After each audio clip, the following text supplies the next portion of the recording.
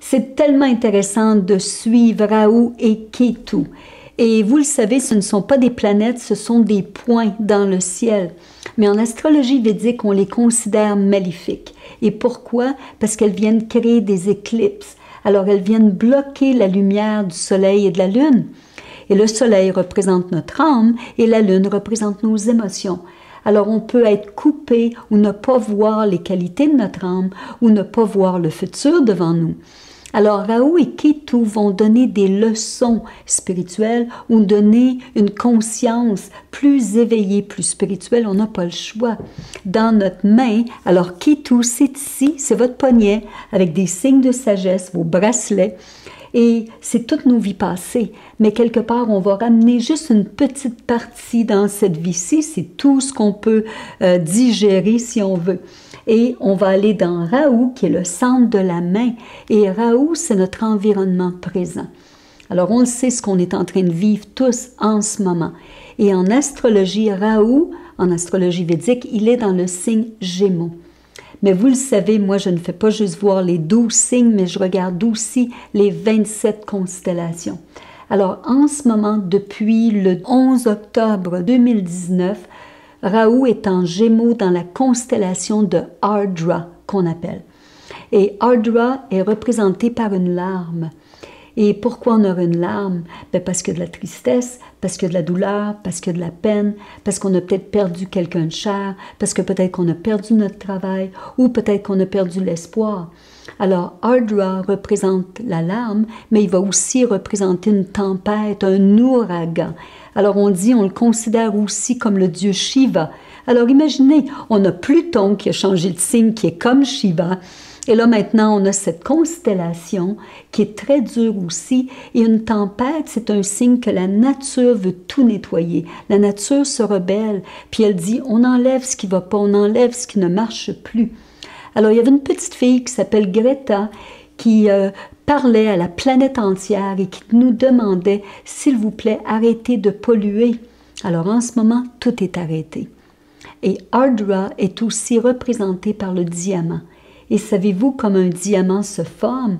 Bien, il se forme avec beaucoup d'intensité, de chaleur et de force et de puissance, de pression.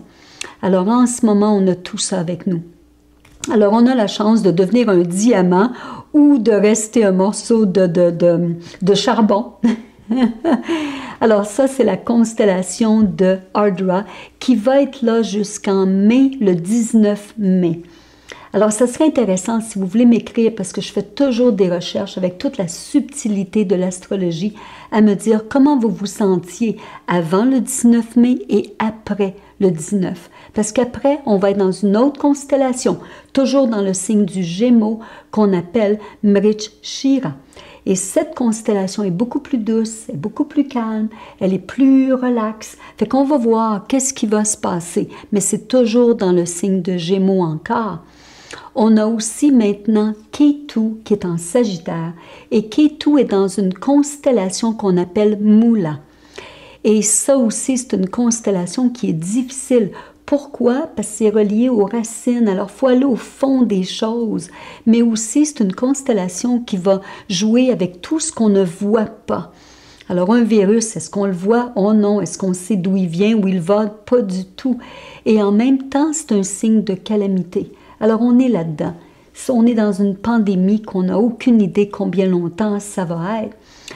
La seule chose qu'il faut se rappeler, c'est que Sagittaire est gouverné par la planète Jupiter. Et Jupiter, c'est la planète qui veut nous protéger.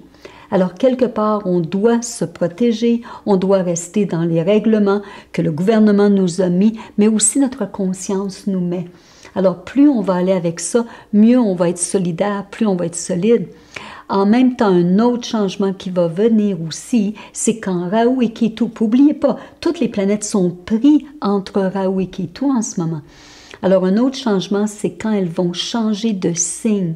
Alors, Rahu sera en Taureau et Ketu en Scorpion. Et ça va arriver en octobre, le 2 octobre 2020. On va en parler, on a le temps de voir, mais qu'est-ce qui va se passer à ce moment-là aussi.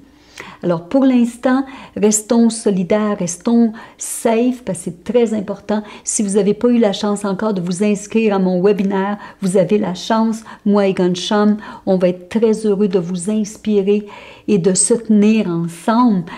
Avec la chance de l'Internet, mon Dieu, une chance qu'on a ça en ce moment, on peut toujours se contacter. Alors, on est avec vous. Passez une très bonne semaine. Prenez soin de vous.